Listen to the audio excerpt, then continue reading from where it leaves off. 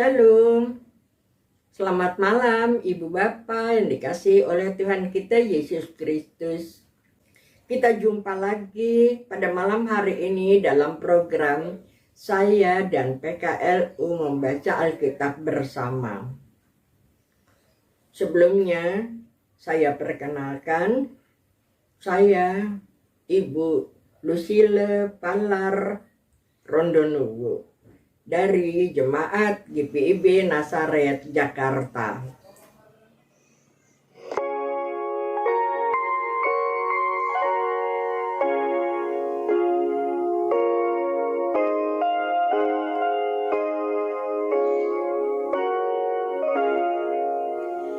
Insan tangisi dosamu, ingatlah Kristus menempuh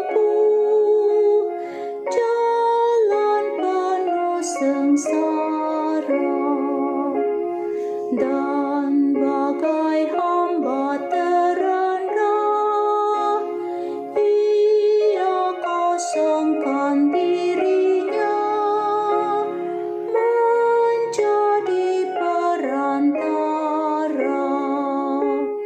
yang mati dihidupkannya, yang sakit disembuhkannya, yang hilang ia cari, berkorban diri akhirnya, memikul dosa dunia di atas kayu salib.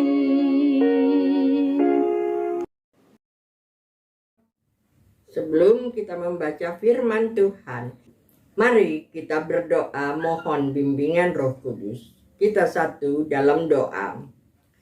Bapa yang bertahta di dalam kerajaan sorga, kami bersyukur jika Engkau sudah menyertai kami sepanjang hari ini, dari pagi hingga malam hari.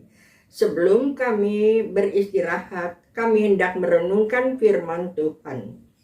Berfirmanlah ya Bapa, kami siap mendengarkannya. Amin. Yunus pasal 3 ayat 5 dan hingga yang ke-9 mengatakan, orang Niniwe percaya kepada Allah, lalu mereka mengumumkan puasa, dan mereka, baik orang dewasa maupun anak-anak, mengenakan kain kabung. Setelah sampai kabar itu kepada raja kota Niniwe, turunlah ia dari singgasananya, ditanggalkannya jubahnya, diselubungkannya kain kabung, lalu duduklah ia di abu.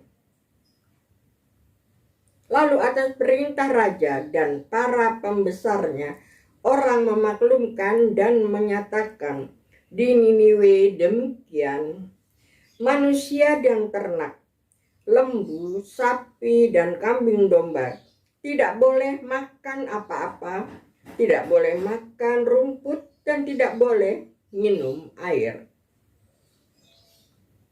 Haruslah semuanya, manusia dan ternak, berselubung kain kabung dan berseru dengan keras kepada Allah, serta haruslah masing-masing berbalik dari tingkah lakunya yang jahat dan dari kekerasan yang dilakukannya. Siapa tahu mungkin Allah akan berbalik dan menyesal serta berpaling dari murkanya yang bernyala-nyala itu, sehingga kita tidak binasa. Demikianlah firman Tuhan.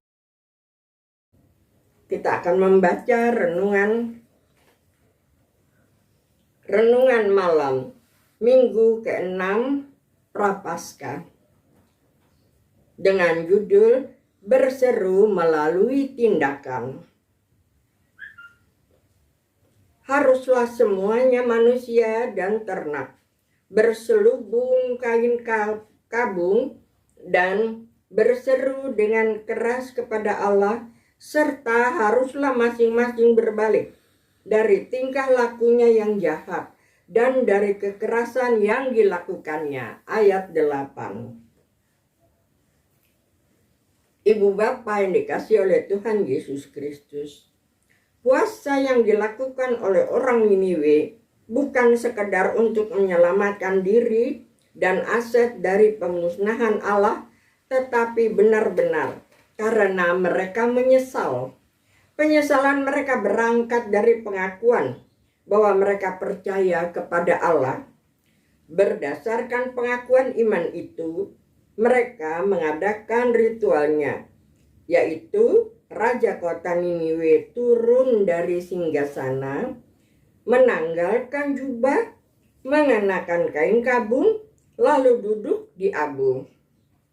Orang dewasa dan anak-anak mengenakan kain kabung serta berpuasa, baik manusia maupun ternak. Selanjutnya, tindakan yang segera mereka lakukan adalah berseru dengan keras kepada Allah dan tidak lagi melakukan yang jahat maupun kekerasan.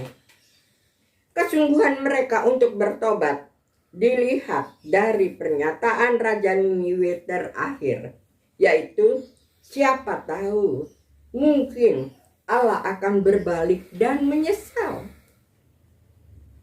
Keputusan yang diambil oleh Raja kota Niniwe dan ditaati oleh seluruh penduduk, bahkan ternak. Sikap dan tanggapan dari Raja Niniwe, seluruh penduduk kota Niniwe maupun hewan yang ada pada mereka memperlihatkan bahwa pada orang yang terkenal jahat pun tetap ada keinginan dan harapan akan hidup yang lebih baik. Juga memiliki hati nurani dan nurani untuk menyelamatkan orang-orang yang dikasihinya dari bahaya. Sikap dan tindakan dasar untuk menyelamatkan diri inilah yang membuat mereka akan melakukan apapun, termasuk bertobat. Inilah yang membuat kedatangan Nabi Yunus sebagaimana pengutusan Tuhan untuk memberitakan pertobatan tidak sia-sia. Dari pertobatan penduduk Niniwe, kita diingatkan bahwa berdoa dan berusaha untuk membuat orang jahat bertobat bukanlah pekerjaan yang sia-sia, sekalipun telah kita lakukan dalam senyap dan dalam waktu yang lama. Setiap orang terlahir dengan hati nurani dan kemampuan untuk mengasihi, dan ketika dewasa dijadikan Tuhan sebagai kekuatan untuk menjadi orang baik. Amin.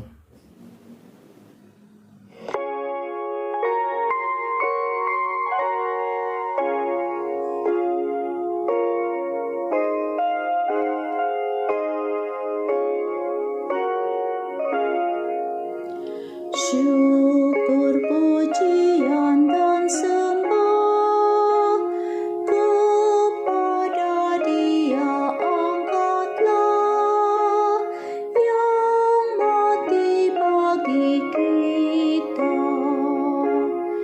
Ikutlah Dia yang menang, pikulah salib dan beban,